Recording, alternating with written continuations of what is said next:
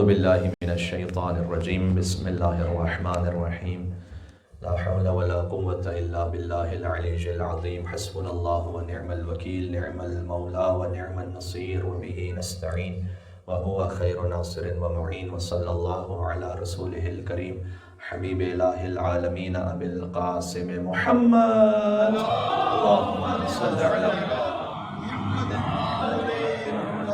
وعلى آله الطيبين الطاهرين المعصومين المظلومين سيما بقية الله في الأرضين الذين أذهب الله عنهم الرجس وطهرهم تطهيرا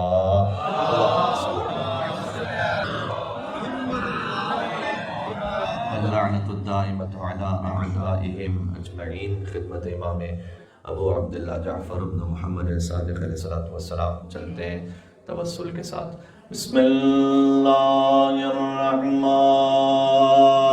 الرحیم یا ابا عبداللہ یا جعفر بن محمد ایہا الصادق یا ابن رسول اللہ یا حجت اللہ علی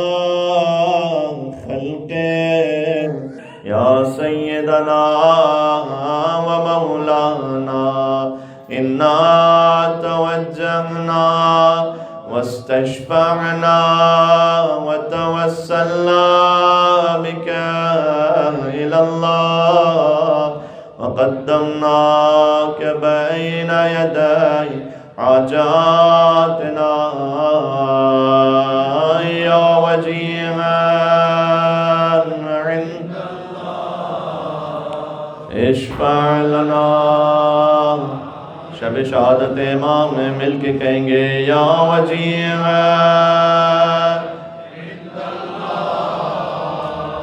اشفع لنا عند اللہ صلوات پر محمد وآل محمد اما بعد فقد قال اللہ الحکیم فی کتابہ المجید بسم اللہ الرحمن الرحیم وَإِذْ قَالَ رَبُّكَ لِلْمَلَائِكَةِ إِنِّي جَاعِلٌ فِي الْأَرْضِ خَلِيفَةً قَالُوا أَتَجْعَلُ فِيهَا مَن يُفْسِدُ فِيهَا وَيَسْفِكُ الدِّمَاءَ وَنَحْنُ نُسَبِّحُ بِحَمْدِكَ وَنُقَدِّسُ لَكَ قَالَ إِنِّي أَعْلَمُ مَا لَا تَعْلَمُونَ وَعَلَّمَ آدَمَ الْأَسْمَاءَ كُلَّهَا نعرہ صلوات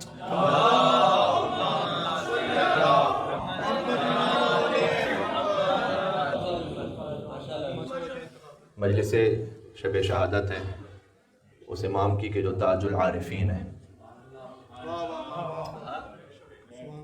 جو باب و حکمت رب العالمین ہے یا مظہر و انوار رب العالمین ہے، سایہ رحمت للعالمین ہے، سبحان اللہ سبحان اللہ، جو مصداق اتم میں کونوا مع الصادقین ہے، اور دعائے حضرت خلیل لسان صدق فی الآخرین ہے، اور سب سے بڑھ کر یہ کہ وَكُلَّ شَيْءٍ أَحْصَيْنَاهُ فِي إِمَامٍ مُبِينٍ جو امام جعفر صادق علیہ السلام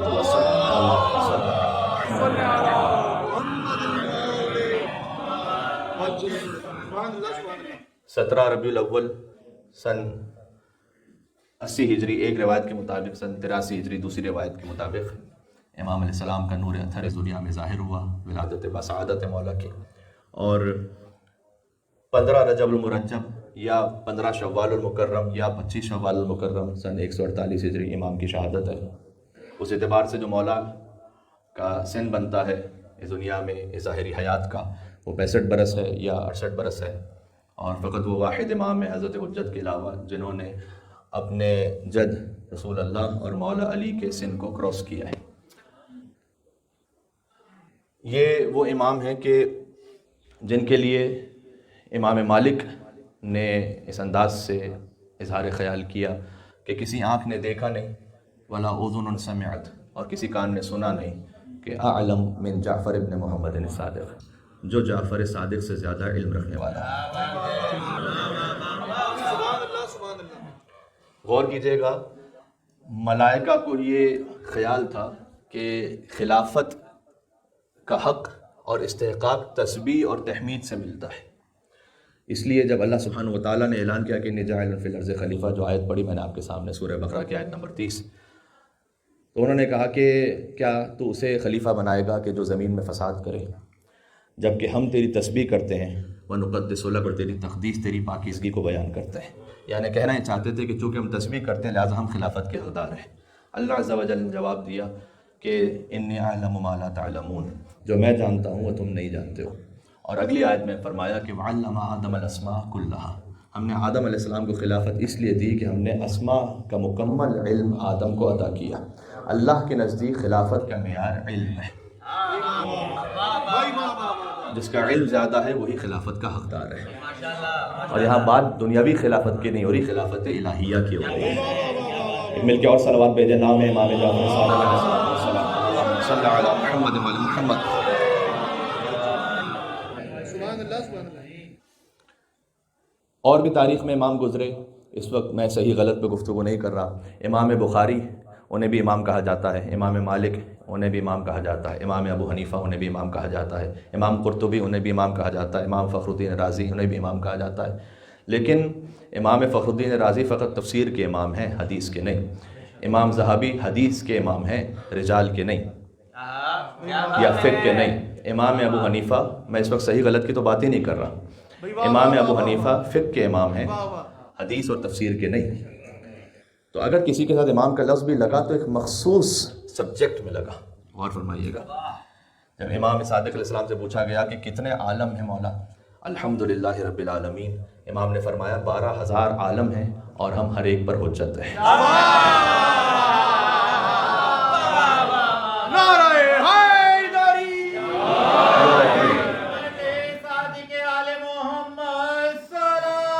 اللہم صل علی محمد وعلی محمد. سبحان اللہ سبحان اللہ. عرش سے فرش تک کوئی موضوع ایسا نہیں کہ جس کے امام صادق علیہ السلام امام نہ ہوں. تو یہاں آپ امام کے لفظ کو بقیہ جن الفاظ جن ہستیوں کے ساتھ امام کا لفظ استعمال ہوتا ہے اس کے ساتھ مکس نہ کیجیے گا. یہ امام کا لفظ کچھ اور ہے.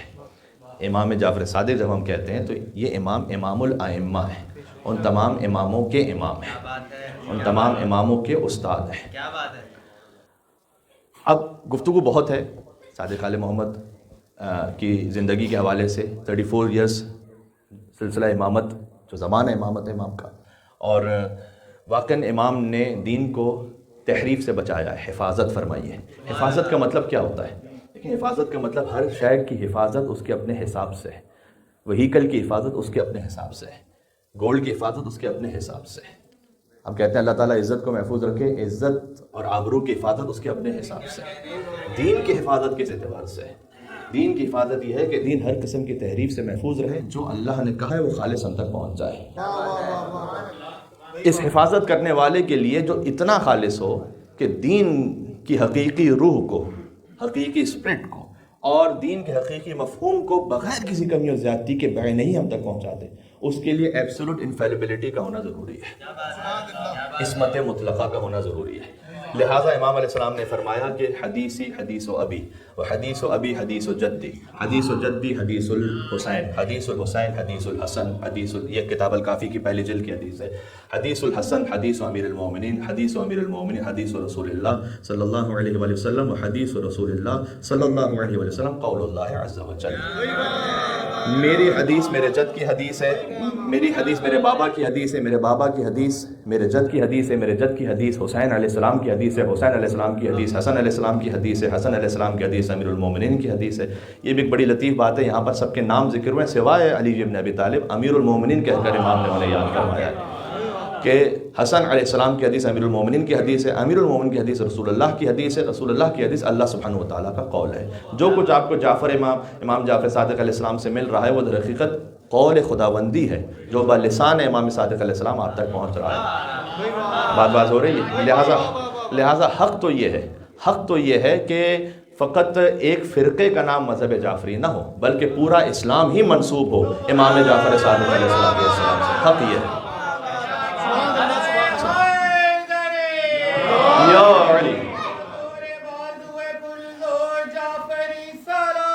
اللہم صل علی محمد وعلی محمد.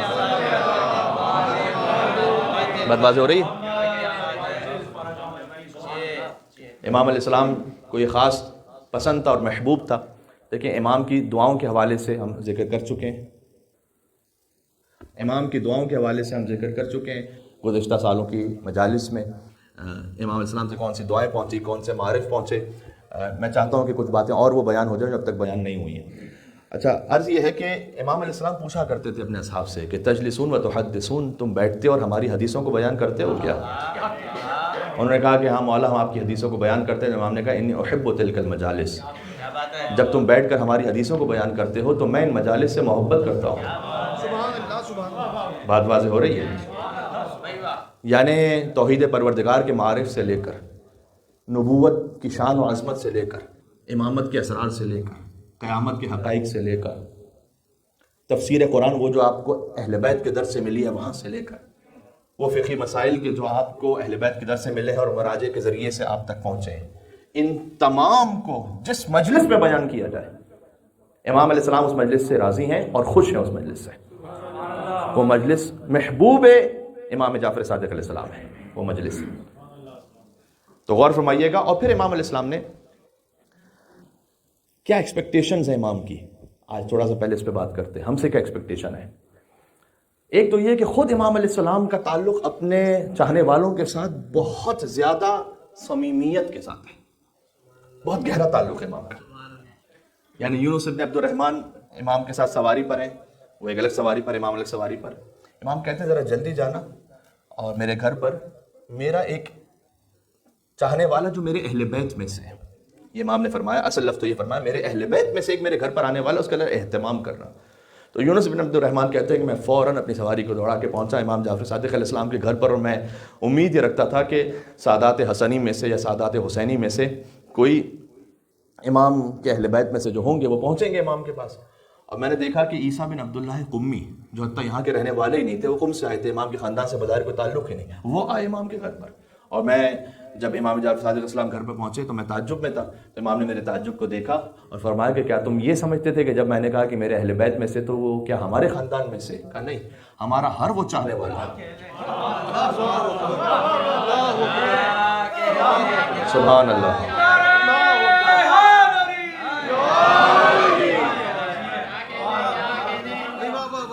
آپ اس تعلق کو غور فرما رہے ہیں؟ ہمارا ہر وہ چاہنے والا جو صحیح عقیدے کے ساتھ اور عمل میں کوشش کرتا ہے وہ ہم میں سے. یہ کتنا مقام بڑھا دیا اہل بیت کے چاہنے والوں کے امام نے. فرمایا تم فقط عام مسلمان نہیں ہو، تو اس منزل تک پہنچ سکتے ہو کہ امام علیہ السلام کہے کہ تم ہمارے اہل بیت میں سے ہو، ہمارے خاندان میں سے ہو. غور فرما رہے ہیں؟ واقعات تو اتنے امام کے تعلق ان کے چاہنے والوں کے ساتھ کے بیان کرتے چلے جائیے تو فجر تک بات ہوتی رہے.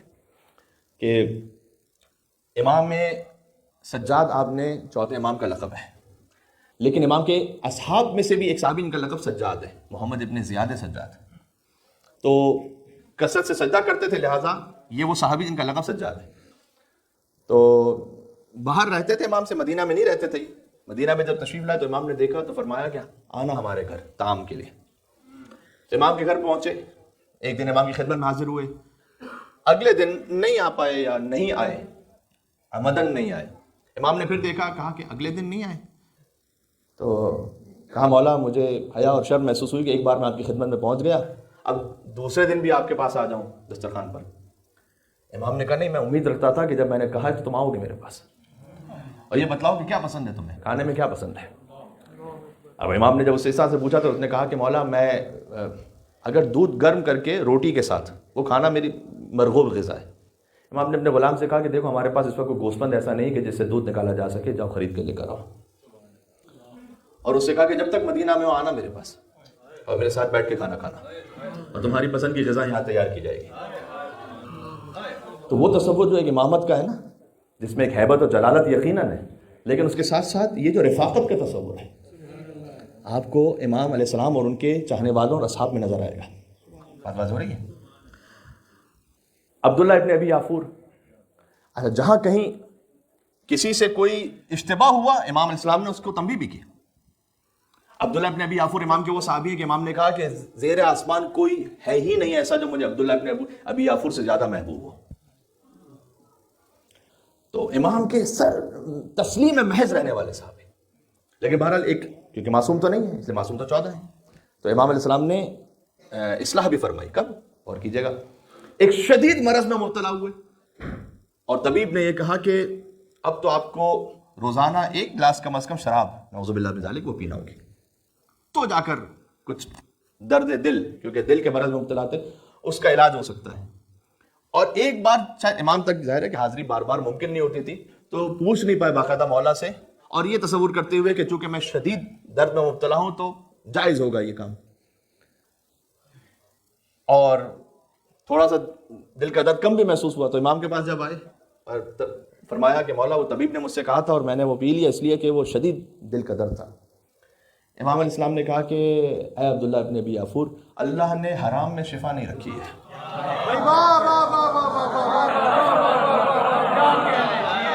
بات واضح ہو رہی ہے میں موجودہ حالات پہ. اللہ اکبر، اللہم صلی علی محمد وعلی محمد. سبحان اللہ سبحان اللہ سبحان اللہ سبحان اللہ نے حرام میں شفا نہیں رکھی ہے. اب ذرا سوال سنیے گا. عبداللہ ابن ابی یافور نے کہا کہ مولا وہ ایک بار میں نے استعمال کر لیا، آپ سے پوچھا نہیں تھا، تو اس سے میرے دل کا درد کچھ کم ہو گیا. لیکن کبھی ایسا ہو سکتا ہے نا زندگی میں، پریکٹیکلی ایسا ہو سکتا ہے. امام علیہ السلام نے جانتے کیا جواب دیا؟ امام نے کہا عبداللہ ابن ابی یافور وہ شفا نہیں تھی، وہ شیطان کا وسوسہ ہے تجھے. شیطان وسوسہ کرتا ہے کہ تو ٹھیک ہو رہا ہے آہستہ آہستہ، کہ ٹھیک ہو نہیں گا، اب جا کر چھوڑ دے اسے. بلکہ امام علیہ السلام نے ایک روایت کے مطابق تو یہاں تک کہا کہ شیطان وسوسہ ہی اس لیے کرتا ہے کہ تم اس حرام کی طرف جاؤ، لہٰذا شیطان کے وسوسے کی طرف توجہ نہ ہو. تو خود حدیث ہے، مولا کی حدیث ہے کہ اگر کوئی بیماری آ بھی جائے تو 3 دن تک ظاہر نہ کرو اسے. اور اس کا معنوی اثر دیکھیے گا. ایک مرتبہ ہوتا ہے کہ کوئی شدید ایمرجنسی ہو گئی اور اس کے بعد آپ نے فوراً ہی کہیں اپنی ایمرجنسی کے علاج کے لیے جانا، وہ بات الگ ہے. لیکن جو عام حالات ہوتے ہیں، کبھی آپ کو فیور ہو رہا ہے، آپ کے لیے جو ہے وہ گلا خراب ہو رہا ہے، کوئی اور معاملہ ہے، اس کو کر کے دیکھیے گا. میرا اپنا چھوٹا سا ذاتی زندگی کا تجربہ یہ کہ اگر ایسا کوئی معاملہ ہو اور آپ ظاہر نہ کریں، کسی کے سامنے ظاہر نہ کریں. بعض لوگ بہت زیادہ اس کا اظہار کرنے لگتے ہیں، طبیعت بہت خراب ہے، میں یہ ہے میں ہوں، اس سے بہت سارے ایموشنل فائدے لینا چاہتے ہیں.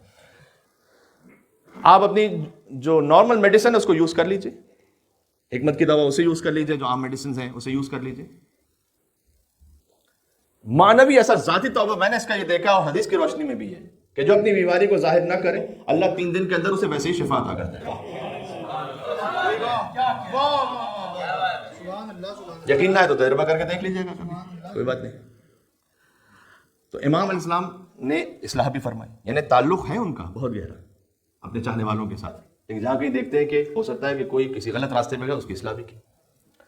اور اگر کسی نے امام علیہ السلام کو نعوذ باللہ من ذالک اہانت کرنے کی کوشش کی، تو پھر امام علیہ السلام نے اپنی قدرت امامت کو ظاہر بھی فرمایا. جی ایک شخص ہے جس نے شکایت کی ہے منصور دوانقی سے کہ یہ جعفر صادق کو کیا ہے کہ یہ اپنے گھر میں اسلحہ جمع کر رہے ہیں تیرے خلاف قیام کے لیے. اچھا، اب یہ بھی ایک بڑا لطیف اور دلچسپ ٹاپک ہے کہ امام علیہ السلام کیوں قیام نہیں کرتے. معاملات کیا تھے؟ ابو مسلم خراسانی وہ بنی عباس کا جب دور آیا ہے تو اس وقت آل محمد ہی کے نام پہ قیام کر رہے ہیں اور امام کو دعوت بھی دے رہا ہے کہ آپ آ جائیں، یہ تو ابھی کے نام پہ قیام. حتیٰ سدیر سیرفی جیسے افراد جو امام کے بظاہر قریب رہنے والے اور قریبی صحابی امام کے، حتیٰ وہ بھی ایک مرتبہ اجتماع میں آ جائے کہ آپ قیام پھر کرتے کیوں نہیں. امام نے کہا کہ وہ جو شخص ہے، بلکہ ابو مسلم خراسانی کو خط لکھا امام نے اور اس کو جواب دیا کہ انت رجالی ولا زمان و زمانی، نہ ہی تم ان مردوں میں سے ہو کہ جو اہل بیت کے چاہنے والے ہیں، اور نہ ہی یہ زمانہ قیام کا زمانہ ہے. فجر کی نماز واجب ہے یا نہیں؟ تو ابھی پڑھ لیں جماعت کے ساتھ. یہ تو بدعت ہو جائے گی. کیوں بدعت ہو جائے گی؟ واجب تو ہے، وقت نہیں ہے. قیام کا جو وقت ہے اس موقع پر قیام ہوگا. لہذا امام نے کہا کہ میں ہر ایک کو ہمارا چاہنے والا نہ سمجھ لیا کرو. قیام وہ کرے گا جس کے ہم جمع ہوں گے، اور امام نے اشارہ کیا قائم آل محمد کی طرف، ہم ان کے ساتھ ہوں گے. اللہم صلی علی محمد وعلی محمد. تو ایک تو خیر ایک بہت بڑا لطیف موضوع ہے کہ قیام اور امام جعفر صادق علیہ السلام، کیونکہ بنی امیہ کا ڈاؤن فال ہے، بنی عباس آ رہے ہیں اور بنی عباس آ رہے ہیں آل محمد کا نام لے کر. تو ہر کوئی کہ جو اچھا نعرہ لے کر آتے اس کے پیچھے نہ پڑ جایا کرے، نہ چل جایا کرے. آپ نے یہ دیکھنا ہوتا ہے کہ اللہ کی حجت کس کے ساتھ ہے اور اللہ کی حجت کا حکم کیا ہے. بات ہو رہی. تو منصور دوانکی کو شکایت تو جاتی تھی، تو منصور دوانکی کو شکایت گئی کہ یہ قیام کر رہے ہیں، اسلحہ جمع کر رہے ہیں. منصور دوانکی نے امام کو بغداد بلایا. اچھا، امام کی زندگی کا ایک عرصہ کوفہ کے اطراف میں گزرا. یہ جو مدرسہ ہے نا جہاں 4000 شاگرد ہیں، وہ مسجد کوفہ ہے. مسجد کوفہ کی وسعت آپ نے دیکھی بھی. راویوں کا بیان یہ ہے کہ مسجد کوفہ میں جب زمانے امام صادق علیہ السلام میں جاتے تھے تو ہم دیکھتے تھے کہ 900 حلقے بھی اگر بنے ہو نا، افراد نہیں حلقے، 900 حلقے بھی بنے ہو نا، تو ہر حلقے سے یہی صدا آتی تھی، حدثنا جعفر ابن محمد نے صادق. یہ حدیث رسول ہم سے بیان کی ہے جعفر ابن محمد نے صادق نے 900 حلقوں سے. یہ ہے یونیورسٹی امام جعفر صادق علیہ السلام کی. بات واضح ہو رہی ہے. تو امام ہے وہاں کوفہ کے قریب، امام کو طلب کر لیا منصور نے. اور جب منصور نے بلایا امام کو، ذرا غور کی جگہ، گفتگو طولانی نہیں ہے. منصور کا وزیر ہے ساتھ میں، ربی اس کا نام ہے. اس نے کہا کہ آج تو مجھے یقین ہو گیا کہ منصور شہید کر دے گا امام جعفر صادق علیہ السلام کو. اگرچہ کہ وہ ربی وہ خود بھی شیعہ نہیں ہے، لیکن وہ کہتا ہے میں دل میں خوف آیا. اس وقت دربار کی کیفیت یہ تھی. امام علیہ السلام پہنچے، منصور نے کہا کہ آپ ہمارے خلاف اسلحہ جمع کر رہے ہیں انقلاب کے لیے. امام نے کہا نہیں، میرا گھر خالی ہے، کوئی اسلحہ نہیں ہوگا. منصور نے کہا یہ تو شکایت کر رہا ہے آپ کی. اچھا، یہاں تک بات ہوتی نا تو پھر بات کچھ اور ہے. اس نے امام کی توہین کرنا چاہی. اس شخص نے کہا کہ میں نے دیکھا ہے کہ صادق علی محمد اپنے گھر میں اسلحہ جمع کی ہے، میں نے خود دیکھا ہے. امام نے کہا کیا تو واقعا کہتا ہے کہ تو نے خود دیکھا ہے؟ کہتا ہے کہ ہاں. امام نے کہا قسم کھا سکتا ہے اس پر؟ اس نے کہا قسم کھانے سے کیا ہو جائے گا. امام نے کہا وہ قسم کی جو میں تجھے بتلاؤں وہ کھائے گا. اور یاد رکھا اگر تو نے وہ جھوٹی قسم کھائی تو اسی وقت ذلت کی موت مر جائے گا. کہتے کہیے قسم کھا لوں گا. امام نے کہا ایسے قسم کھا کہ اگر میں جھوٹ بول رہا ہوں تو برے تو من اللہ و قوتہ والتجعت الی حولی و قوتی، میں اللہ کی قوت سے نکل کر، یعنی اللہ کی قدرت و طاقت سے نکل کر، اللہ کے رحم و کرم سے نکل کر، التجعت بحولی و قوتی، اپنی قوت و طاقت میں آ گیا. یہ چھوٹی سی بات لگتی ہے نا ہمیں، بات تو بڑی چھوٹی سی لگتی ہے. میں اس روایت کا آخر عرض کرتا ہوں آپ سے، اور ایک پیغام بھی اس میں مل کے صلوات بھیجیے گا محمد وآل محمد صلی اللہ علیہ وسلم.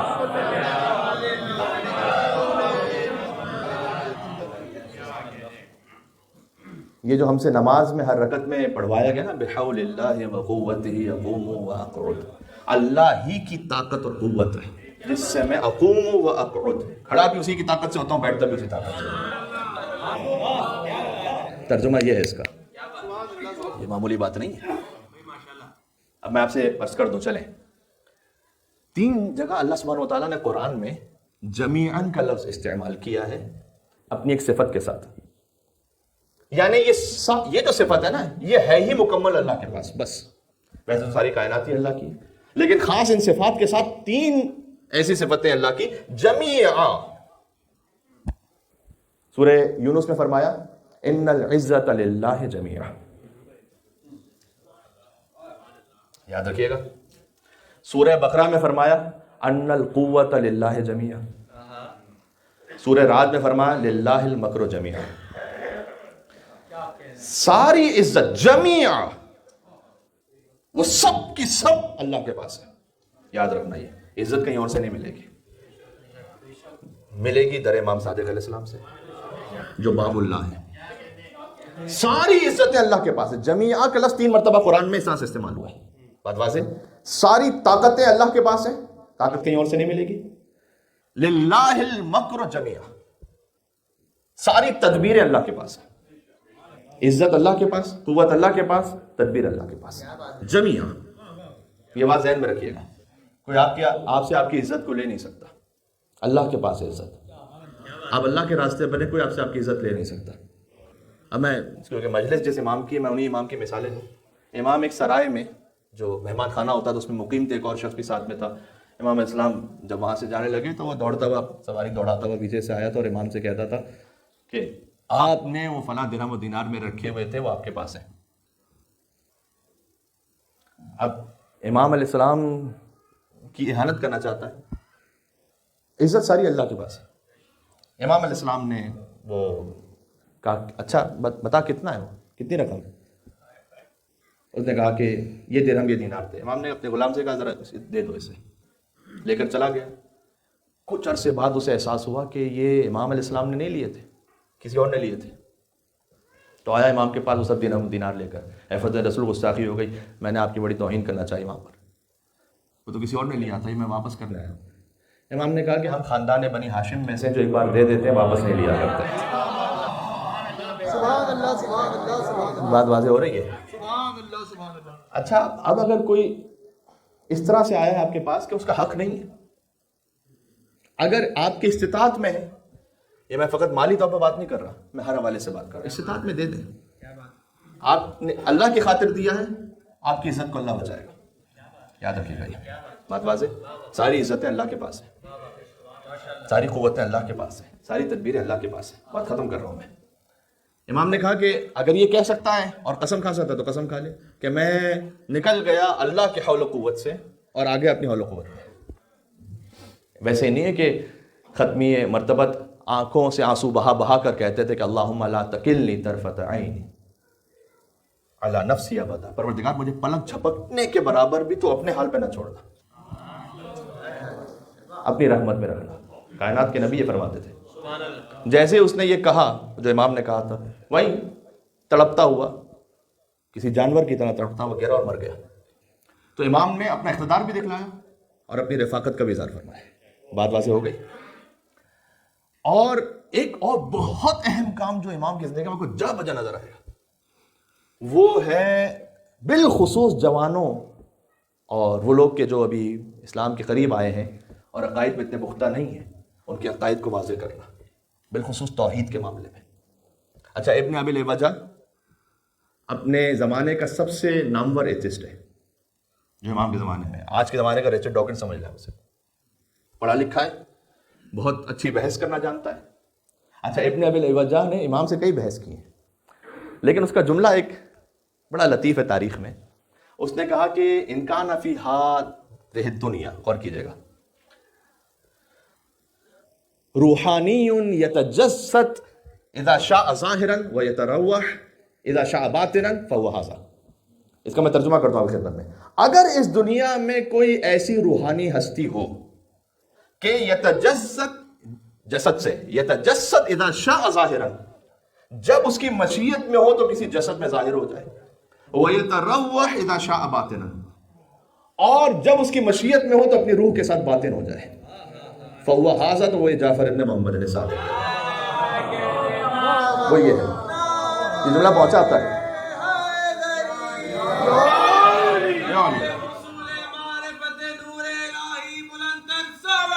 اللہم صلی علی محمد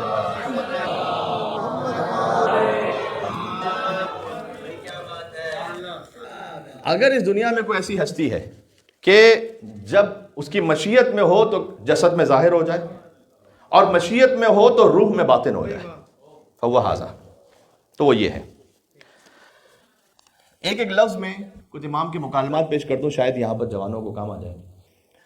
باتیں تو وہی ہیں جو 1400 سال سے ہو رہی ہیں، آج بھی وہی اعتراض ہوتا ہے، فقط تھوڑی سی اصطلاحات بدلی ہوئی ہوتی ہیں۔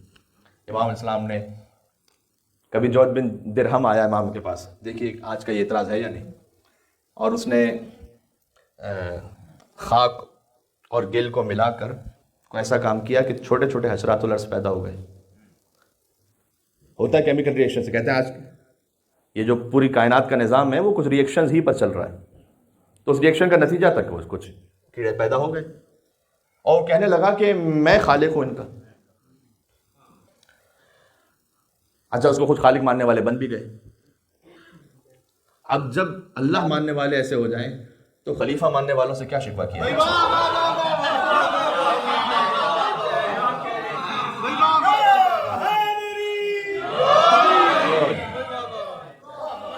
بات پہنچ رہی ہے؟ ایک صلوات تو بنتی ہے یہاں پر عظمت امام جعفر صلی اللہ علیہ وسلم۔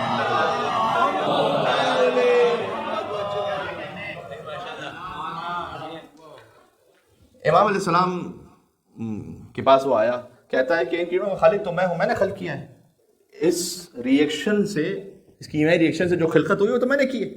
امام نے کہا اگر تو ان کا خالق ہے تو یہ بتا کہ ان میں سے نر کتنے اور مادہ کتنے.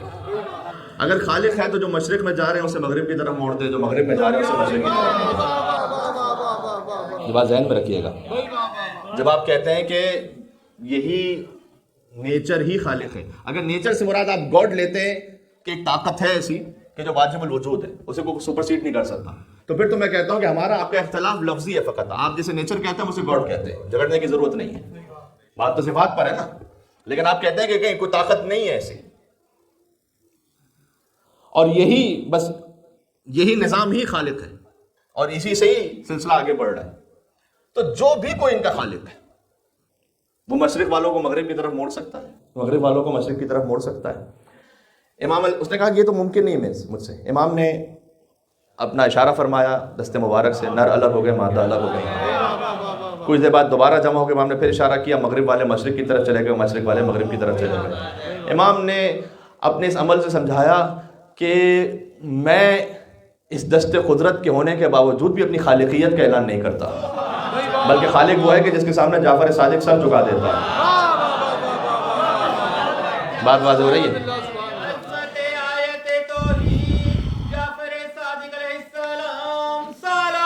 اللہم صلی علی محمد وعلی محمد.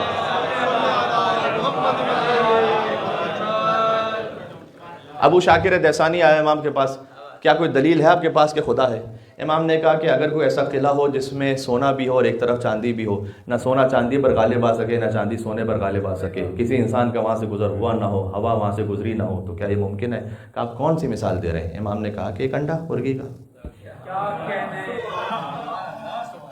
کسی کا وہاں سے گزر ہوا نہیں, اس میں سونا بھی ہے اس میں چاندی بھی ہے, تو پھر اس کا خالق کون ہے؟ اچھا, امام علیہ السلام سے مثالوں سے اب میں, کبھی احکام پر اعتراض ہوتا ہے. ابن ابی عوجہ, یہی ایتھسٹ, اس نے آگے کب تک مکہ کو رونتے رہیں گے, کب تک عرفہ جاتے رہیں گے, کب تک منی جاتے رہیں گے, یہ کیا معاملہ ہے؟ امام نے کہا کہ در حقیقت یہ وہ سرزمین اور یہ وہ گھر ہے جسے اللہ نے دنیا کی خلقت سے 2000 سال پہلے بنایا ہے, اور اس سرزمین کی حیثیت اس کی خاک کی وجہ سے نہیں, اس کی نسبت کی وجہ سے.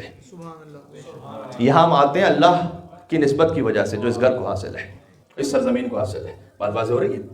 اچھا, کہتا ہے کہ اگر کوئی خالق ہے بھی تو اگر زمین میں ہے تو آسمان میں کیسے ہے, آسمان میں ہے تو زمین میں کیسے؟ امام نے کہا وہ جو خالق ہے وہ آسمان اور زمین کا بھی خالق ہے, لہٰذا ماورا ہے زمین و آسمان سے. پھر کہا کہ اگر خالق ہے بھی تو کیا فرق پڑ جاتا ہے؟ قیامت کا کیا معاملہ ہے کہ اس کی کیا دلیل ہے آپ کے پاس کہ حساب کتاب بھی ہوگا, جنت جہنم بھی ہے, کوئی ڈے آف ججمنٹ بھی. امام علیہ السلام نے کہا کہ بہت ہی لاجیکل بات کی امام نے. امام نے کہا دیکھ, فرض کر مرنے کے بعد اگر کچھ بھی نہ ہو, کوئی قیامت نہیں, تو میں اور تو برابر ہو گئے, کچھ بھی نہیں ہوا. لیکن اگر قیامت ہوئی تو تو نقصان میں رہا اور میں فائدے میں رہا. تو اس کا, اب میں آپ کو ایک مثال سے سمجھاؤں گا, اس کا رسک کتنا بڑا ہے کہ اگر قیامت ہے اور تو نے خدا کو نہیں مانا, اس رسک کو مینج کرنے کے لیے صحیح واجب ہے کہ تو یقین نہ بھی رکھتا ہو قیامت پر, تو ان باتوں پر عمل کر لے سمجھتے ہوئے کہ اگر قیامت ہوئی تو کیا ہوگا. مولانا صاحب یہ کیا بات ہوئی؟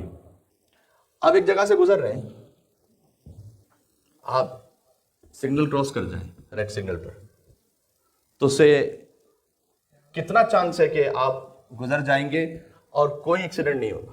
شاید 100 میں سے 99 ٹائمز شاید نہ ہو. رسک ہے 1%. اچھا, اور مثال آسان کر دوں, آپ پیٹرول پمپ پر ہیں تو آپ اسموکنگ نہیں کریں گے. کیوں نہیں کریں گے بھائی؟ کتنے پرسنٹ چانس ہے کہ اسموکنگ کر رہے ہیں تو آگ لگ جائے گی؟ 0.1%. تو 0.1% پر جہاں 1000 میں سے 1 مرتبہ کام ہونے والا ہے, 999 کو روک کے رکھا ہوا ہے.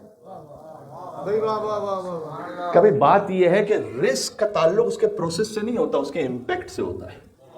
ایسا ہی ہے نا, اگر یہ ہو گیا تو کتنا بڑا امپیکٹ ہے.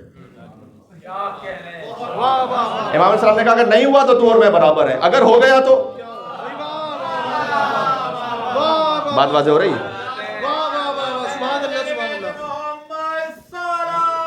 अल्लाहुम्मा सल्ली अला मुहम्मद व आले मुहम्मद।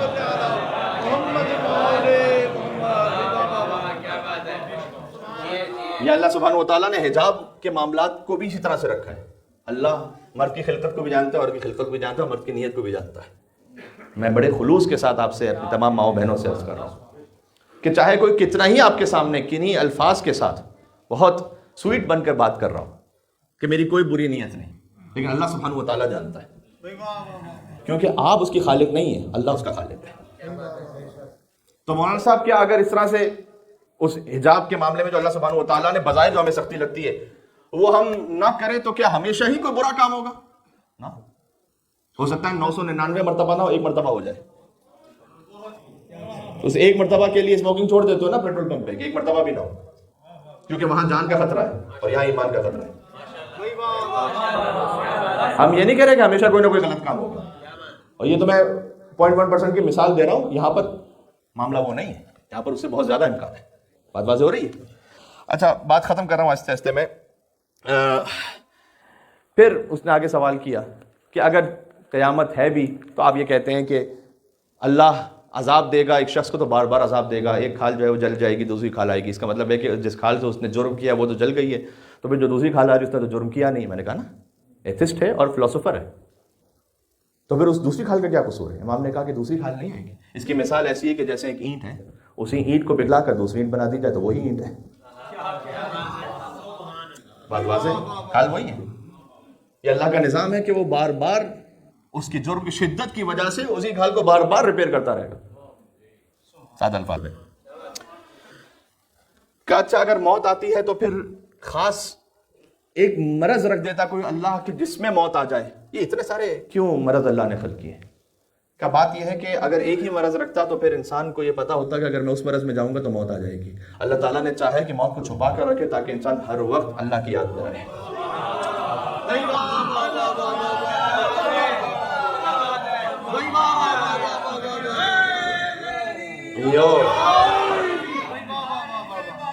ये हिकमत समझ में आ रही है? इमाम जगह अल्लाहुम्मा सल्ली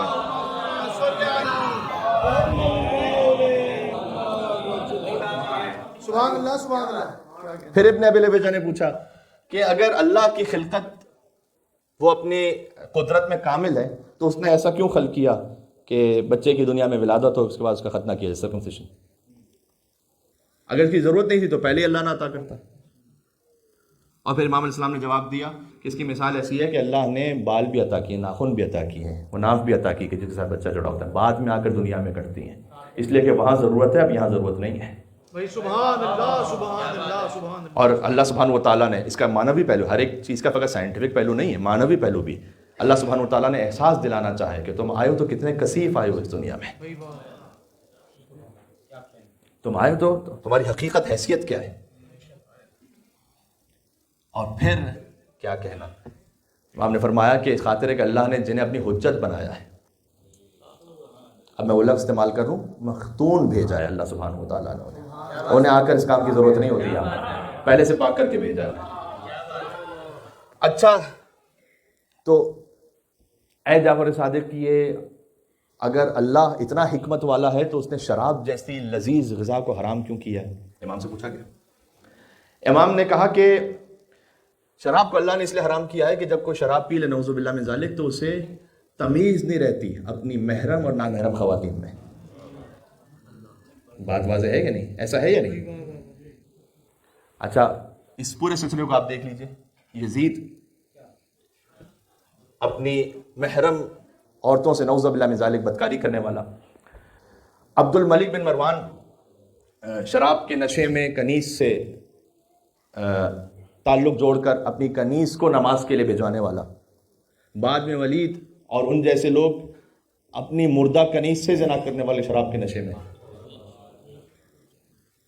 इमाम ने कहा कि तमीज़ नहीं रहती, तो उसने कहा कि अगर शराब का यह मामला है तो फिर ज़बीहे को क्यों रखा अल्लाह ने? गोश्त तो कम अज़ कम हलाल कर देता, चाहे किसी भी तरीके से मारा जाए। امام نے کہا کہ اس کی بھی ایک طبی وجہ ہے، ایک معنوی وجہ ہے۔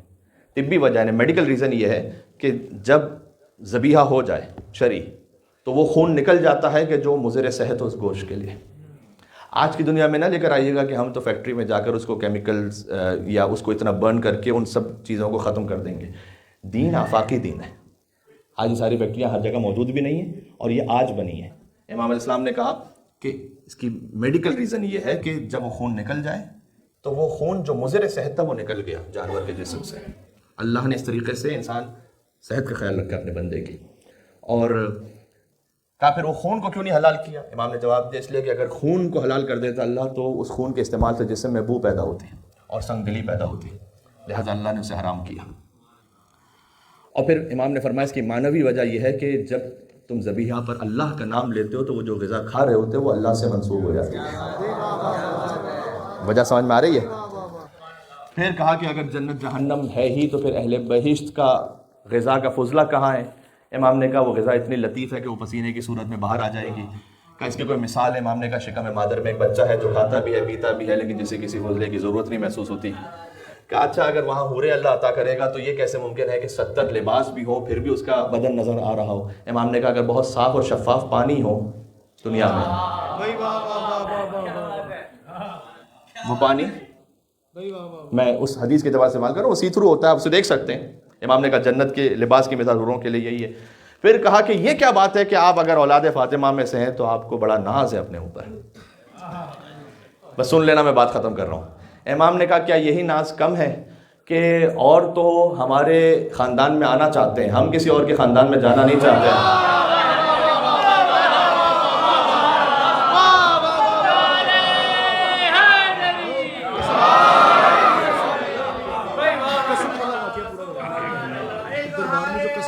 ہاں مر گیا وہ ختم کر اسے۔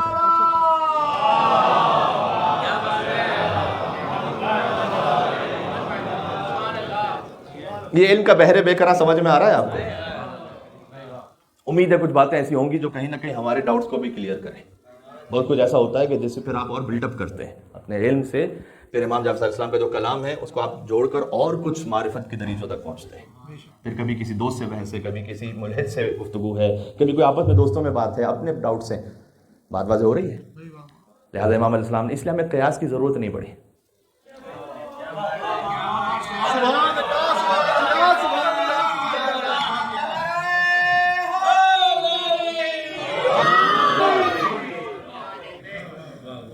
ہمیں قیاس کی ضرورت پڑی نہیں، بلکہ امام علیہ السلام نے کہا ان دین اللہ لا یصاب بالعقول ناقصہ، دیکھو اللہ کا جو دین ہے نا تمہاری ناقص عقلوں سے طے نہیں ہوگا، خبردار یہ کام نہ کرنا۔ امام نے فرمایا، جب ابو حنیفہ نے بھی آ کر، امام ابو حنیفہ انہوں نے آ کر یہ کہا کہ امام نے کہا کیا کرتے ہو دین کو حاصل کرنے کے لیے؟ کب کتاب اللہ سے فتویٰ دیتا ہوں۔ امام نے کہا کہ اس میں نہ ملے تو، یہ نہیں کہا نہ ہو تو، کہ نہ ملے تو۔ امام نے جب یہ پوچھا تو کہا کہ بسنت نبی ہے، سنت نبوی سے فتویٰ دیتا ہوں۔ امام نے کہا اس میں بھی نہ ملے تو، پھر قیاس سے فتویٰ دیتا ہوں۔ امام نے کہا اگر قیاس سے فتویٰ دیتے ہو تو یہ بتاؤ کہ ہر ماہ چند ایام ایسے آتے ہیں کہ جس میں خاتون کے لیے نماز اور روزہ دونوں معاف ہیں۔ جب وہ ایام گزر جاتے ہیں تو اگر رمضان کے روزوں کے درمیان وہ ایام ہیں تو بعد میں روزوں کی قضا ہوتی ہے، نماز کی قضا نہیں ہوتی، جبکہ نماز افضل ہے روزے سے۔ نماز افضل ہے یا روزہ افضل ہے؟ نماز افضل ہے۔ کہ فرزند رسول یہ تو نہیں معلوم مجھے۔ امام نے کہا یہی وجہ ہے کہ ہم کہہ رہے ہیں کہ قیاس سے دین حل نہیں ہوگا۔ امام نے کہا اس کی وجہ یہ ہے کہ یہ ایام ہر ماہ آتے ہیں، اگر ہر ماہ عورت پر یہ پابندی لگا دی جائے کہ وہ نماز کی قضا کرے تو اس دن جب وہ قضا کر رہی ہوگی اس دن کی نمازیں بھی پڑھے، اور ہر ماہ 6 یا 7 دن کی مزید نمازیں پڑھے، جبکہ اس پر امور خانہ داری بھی رکھیں اللہ نے، اس کے لیے بڑا سخت ہے۔ تو شریعت سہلہ ہے، آسان شریعت ہے، لہٰذا اللہ نے نماز کی قضا نہیں رکھی۔ روزہ سال میں ایک مرتبہ ہے رمضان کا، اور اس کے ساتھ پورا سال کا وقت ہے کہ کبھی بھی ان روزوں کی قضا کر لے، جبکہ وہ روزے رکھ بھی رہی ہو تو امور خانہ داری میں فرق نہیں پڑتا، اس لیے کہ اسے اس دن فقط رمضان کا وہی روزہ رکھنا ہے، ایسا نہیں تو ایک دن میں 2 روزے رکھنا ہے جیسے کہ نماز میں ہو جائے گا۔ لہٰذا اللہ نے شریعت کو آسان رکھا، نمازوں کو فرض نہیں کیا، روزے کو فرض کر دیا، تاکہ شریعت آسان رہے۔ پھر امام نے پوچھا کہ اچھا یہ بتا کہ قتل بڑا گناہ ہے یا بدکاری بڑا گناہ ہے؟ اس نے کہا کہ بدکاری یعنی نعوذ باللہ زنا بڑا گناہ ہے، لیکن قتل سب سے بڑا گناہ ہے۔ امام نے کہا کہ پھر کیوں اللہ نے قرآن میں کہا کہ قتل کے لیے 2 گواہ چاہیے ثابت ہونے کے لیے، جبکہ اسے جو چھوٹا گناہ ہے زنا اس کے لیے 4 گواہ چاہیے؟ اس نے کہا فرزند رسول یہ تو مجھے نہیں معلوم۔ امام نے کہا کہ ہم نے اسی لیے کہا کہ دین عقلوں سے طے نہیں ہوگا، قتل میں ایک مجرم ہوتا ہے لہٰذا 2 گواہ ہیں، زنا کے فعل کو ثابت کرنے کے لیے 2 مجرم ہیں لہٰذا 2 اور 2 4 گواہ ہیں۔ بات سمجھ میں آ رہی ہے؟ اللہم صلی علی محمد وعلی محمد۔ پھر امام علیہ السلام نے فرمایا اور سمجھایا، کاش میری بات پہنچ سکی، یہ خلاصہ ہے، پوری گفتگو کا خلاصہ ہے۔ امام نے کہا کہ دین عقلوں سے طے نہیں ہوگا، اگر عقلوں سے طے ہوگا بھی تو تمہاری عقلوں سے طے نہیں ہوگا، ہماری عقلوں سے طے ہوگا۔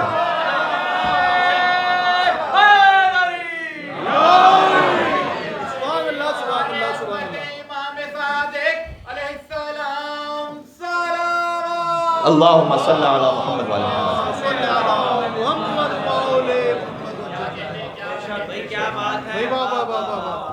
یہ علوم کے سمندر میں سے ایک چھوٹا سا قطرہ ہے کہ جو آپ کی خدمت میں پیش ہو گیا، بلکہ شاید اسے قطرہ کہنا بھی مناسب نہ ہو۔ امام علیہ السلام نے کہا کہ لو کنت بین موسیٰ والخضر، اگر میں ہوتا نا موسیٰ اور خضر کے ساتھ تو میں انہیں بتلاتا کہ میں ان دونوں سے عالم ہوں، اس لیے کہ انہیں ما کان کا علم عطا ہوا ہے، ہمیں ما یکون کا بھی عطا ہوا ہے، یعنی انہیں جو گزر چکا ہے اس کا علم عطا ہوا ہے، ہمیں جو آنے والا ہے اس کا بھی عطا ہوا ہے۔ تو راوی نے پوچھا کہ آنے والا کب تک ہے؟ امام نے کہا حتی تقوم الساعہ، جب تک قیامت آئے گی۔ بات واضح ہو رہی ہے؟ تو فخر کریں کہ آپ جعفری ہیں۔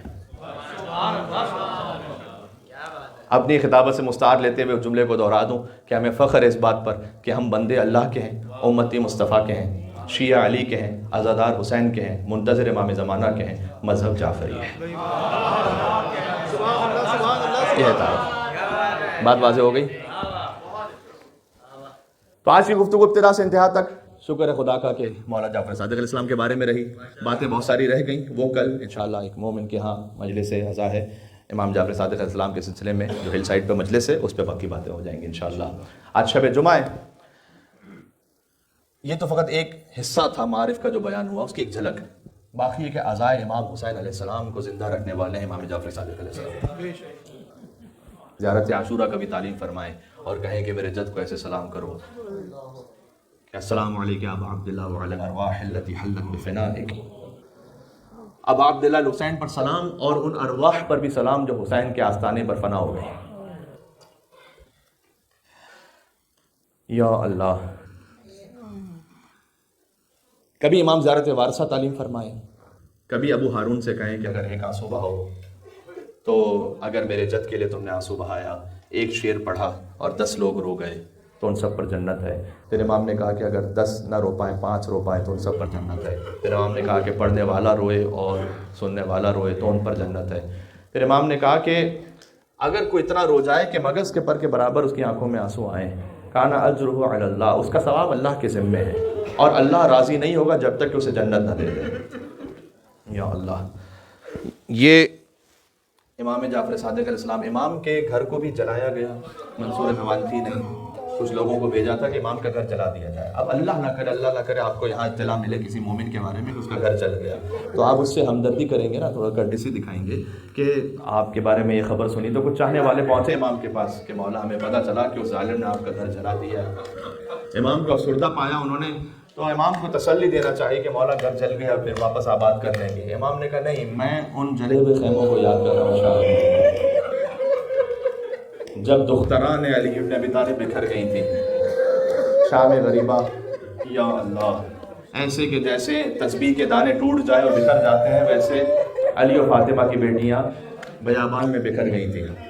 امام علیہ السلام، ایک روایت میں نے اپنے استاد سے سنی تھی، کتاب میں نہیں دیکھ پایا لیکن قم کے ایک استاد سے سنی تھی کہ جب کسی نے آ کر امام سے کہا کہ مولا اگر اللہ تعالیٰ کسی کو بیٹا عطا کرے تو اس کے بعد اس کے لیے سب سے خوشی کا موقع کون سا ہوتا ہے؟ امام نے کہا کہ اگر اس کا بیٹا قد و قامت میں جوان ہو جائے اور باپ کے برابر قد ہو جائے تو باپ جب اس کے قد و قامت کو دیکھتا ہے تو اس کے دل میں بڑی خوشی اور سکون محسوس ہوتا ہے۔ اس نے کہا کہ مولا سب سے بڑا غم کا موقع کون سا ہوتا ہے؟ تو کہتا ہے امام نے جواب نہیں دیا بلکہ کربلا کا رخ کر کے کہا ہائے مظلوم حسین، السلام علیکہ یا ابا عبداللہ، اے میرے جد حسین آپ پر سلام ہو۔ پھر اس سے کہا کہ سب سے سخت موقع یہ ہوتا ہے کہ بوڑھا باپ ہو اور جوان کا لاشا ہو۔ جب امام جعفر صادق کی شہادت ہوئی ہے تو امام موسی کاظم وہ 20 برس کے تھے۔ 128 ہجری میں امام موسی کاظم کی ولادت ہے، 148 میں امام جعفر صادق السلام کی شہادت ہے۔ 20 برس کا سن تھا۔ مجھے نہیں معلوم کہ جوان بیٹا 20 برس کا ہو اور بوڑھے باپ کا لاشا ہو، وہ اٹھانا زیادہ سخت ہے، یا 18 برس کے جوان کا لاشا ہو اور بوڑھا باپ ہو۔ ہائے ہائے آج شب جمعہ بھی ہے، ذرا سوچو کہ جب آپ جاتے ہیں کربلا، ہم جاتے ہیں کربلا، کتنی رقت کے ساتھ ہم کہتے ہیں السلام علیکہ یا ابا عبداللہ، کتنی رقت کے ساتھ نکلتا ہے زبان سے۔ جب حسین کے گنبد کو دیکھتے ہیں السلام علیکہ یا وارث آدم صفوت اللہ، یا وارث نوح نبی اللہ، یا وارث ابراہیم خلیل اللہ۔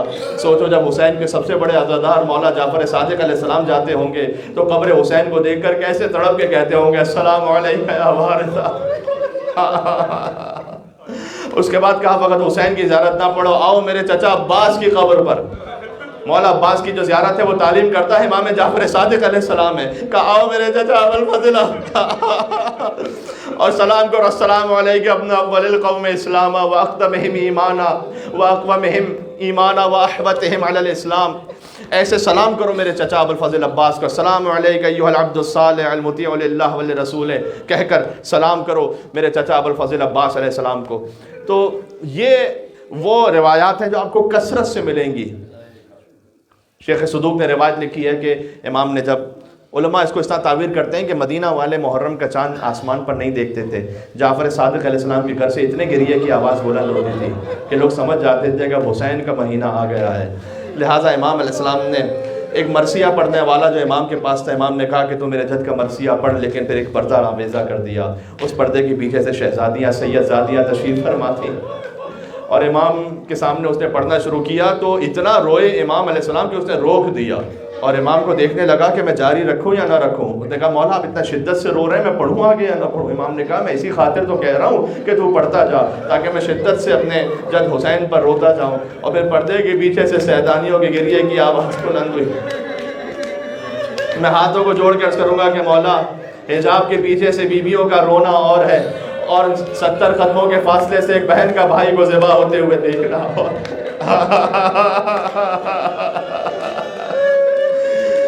عزیزوں بس میں نے بات تمام کر دی۔ میں نے روایت پڑھی تھی، دعائے کمیل پڑھتے ہوئے روایت پڑھی تھی کہ امام ہی کی روایت ہے کہ تم میری دادی کا جلال قیامت میں دیکھو گے کہ کس شان سے میری دادی آئیں گی اور اپنے چاہنے والوں کے لیے شفاعت کا اہتمام فرمائیں گی۔ عزیزوں 5 مرتبہ امام جعفر صادق علیہ السلام کو قتل کرنے کی کوشش کی گئی ہے، یہ تاریخ میں لکھا ہوا ہے۔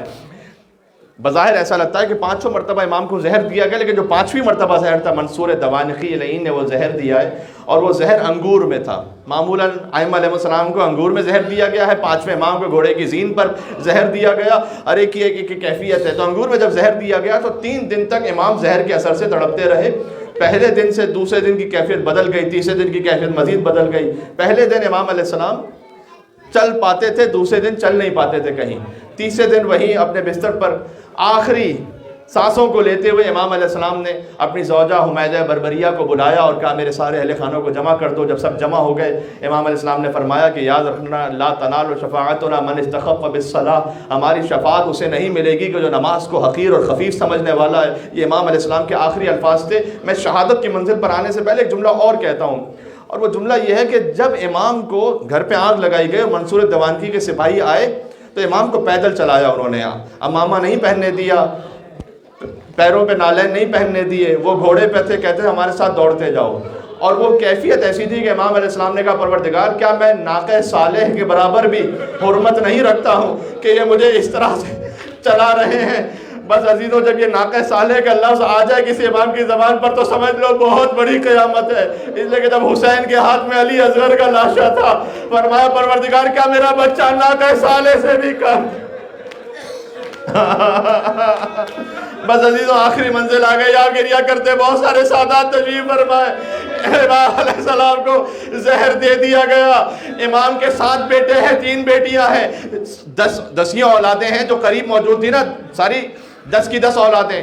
اگر میں چشمے تصور میں سوچوں تو جب امام کو زہر دیا گیا ہوگا تو یقیناً پیاس بھی محسوس ہوئی ہوگی، تو پانی بھی پلایا ہوگا، دوا کا بھی اہتمام کیا ہوگا، امام کو شاید شربت بھی پیش کیا ہوگا. لیکن لا یومک یومک یا ابا عبداللہ الحسین، حسین جب مارے گئے تو ایک بیمار تھا جس کے ہاتھوں میں ہتھکڑیاں تھیں، پیروں میں بیڑیاں تھیں. امام موسیٰ کاظم نے غسل و کفن کے بعد جنازہ کو پڑھایا، اور یہ جنازہ اہل بیت میں سب سے زیادہ شان سے اٹھا ہے. امام کے شاگرد بھی بہت تھے، تو مدینہ میں سب سے شان سے جنازہ جو اٹھا ہے وہ امام جعفر صادق علیہ السلام کا جنازہ ہے. اگرچہ کہ آج تو قبر مسمار ہے مولا کی، آج مولا کی قبر پر کوئی سایہ کرنے والا نہیں ہے. آج وہاں آپ زیارت پڑھنا چاہیں تو آپ سے کتاب چھین لیتے ہیں، آپ وہاں پر مولا کا نام لینا چاہیں تو توہین کرتے ہیں. آج آپ اگر کوئی عام میت بھی ہو جائے، جنت البقیع میں چلے جائیں اس میت کے ساتھ، تو اس کی قبر تک جا سکتے ہیں، لیکن آپ قبر امام جعفر صادق تک نہیں جا سکتے، قبر امام حسن علیہ السلام تک نہیں جا سکتے. امام زین العابدین، امام محمد باقر علیہ السلام یہ مظلوم ائمہ ہیں، اللہ جانے ان کی ماں فاطمہ الزہرا سلام اللہ علیہا بار بار آ کر گریہ فرماتی ہوں گی. تو امام جعفر صادق کا جو جنازہ ہے نا وہ اہتمام سے اٹھا ہے. ذرا غور کر لیجیے گا، یہ میری تقریر کا آخری جملہ ہے، اس لیے کہ رسول اللہ کے جنازے پر 11 لوگ تھے، جانتے ہو. فاطمہ زہرا کے جنازے پر 4 لوگ تھے. علی ابن ابی طالب کے جنازے پر گھر والوں کے علاوہ 2 لوگ تھے. حسن کے جنازے پر سینکڑوں تیر لگ چکے تھے. حسین کے جنازے پر 10 گھوڑے تھے کہ جو پامال کر رہے تھے لاشوں. عزیزو یہ شب جمعہ جانتے ہو میں نے کیا جملہ کہا؟ عزیزو وہ تفصیل لکھی ہے، اگر میں تفصیل پڑھ دوں کہ حسین کے جنازے پر لعینوں نے کیسے پامال کیا. حتیٰ عبید اللہ ابن زیاد لعین کا خط موجود ہے، اس کے کہنے پر وہ خط پڑھتے تھے اور کہتے تھے کہ عبید اللہ ابن زیاد نے کہا ہے کہ پہلے حسین کے چہرے کو پامال کرنا، پھر حسین کی پسلیوں کو توڑ دینا، پھر حسین کو پلٹا دینا، حسین کے پشت پر گھوڑے دوڑانا، پھر حسین کے سینے کو پامال کر کے حسین کے لاشے کو، میں کہوں گا ماں در و دیوار کے درمیان مدینہ میں پیس دی گئی. حسین 10 گھوڑ سواروں کے گھوڑوں کے درمیان حسین کا لاشا پیس دیا گیا. یہ آ کر فخر سے ابن زیاد کے دربار میں بی بی زینب کے سامنے کہتے تھے ہم نے حسین کی پشت کو پیسا، پھر حسین کے سینے کو پیسا. میرے کچھ ساتھیوں کے لیے سننا بڑا ہی سخت ہو رہا ہے، واقعی سخت ہے. کوئی کیسے تصور کرے کہ کائنات کا شہنشاہ حسین ہو، 10 گھوڑے جو لوہوں کی سنبھالے ہو حسین کے لاشے پر دوڑ رہے ہو. لیکن ذرا سوچو ان لعینوں نے لاشے کا وہ حال کیا، جب 4 سال کی بچی پہنچی تو پہچان نہ سکی.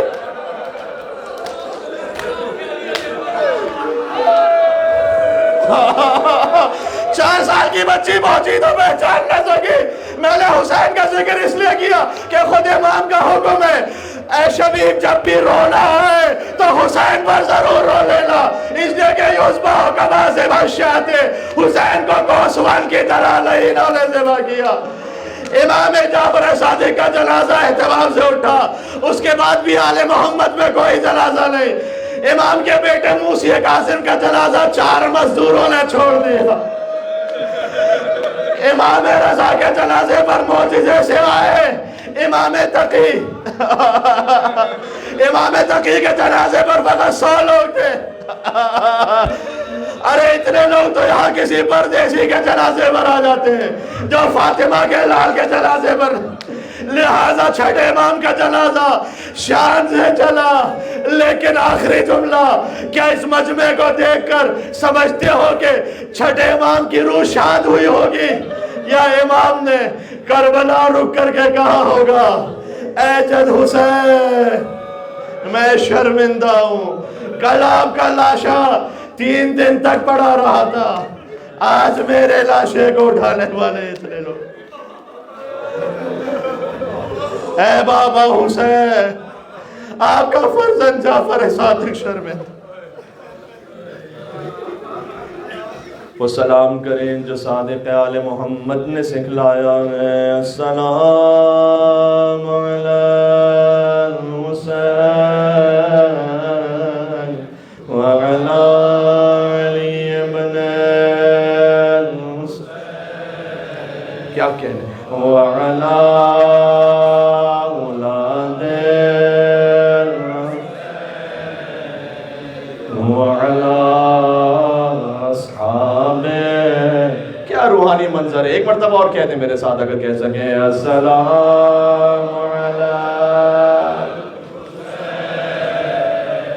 وعلی علی ابن الحسین وعلی اولاد الحسین وعلی